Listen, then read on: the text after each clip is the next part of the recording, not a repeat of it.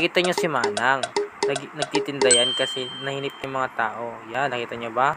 Yan, ngayon, naglalakad na si John Ray papunta dun sa may Pangasinan. Diba, galing, naglalakad at tumitingin siya ng upagupuan namin sa Capitol. Nang biglang, ang ganda ng tanawin at may napadaan na dalawa. Ngayon, nakasuso yung kamay ni John Ray. Yan na yung ganda ng view. Kita nyo ba guys? Yan si John Ray, nagsiselfone. Tapos, sinutok natin dun sa magandang dekorasyon. Tapos ngayon, yung mukha ko na nakikita nyo guys. Kasi mukhang gwapo to guys. Siyempre, magbabago yan mamaya.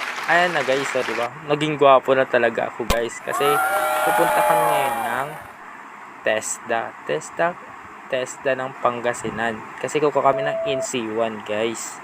Yan ba? Nakita nyo ba? TESDA Pangasinan. Yan. Tapos biglang may napadaan. Ayun o. Kita nyo ba guys?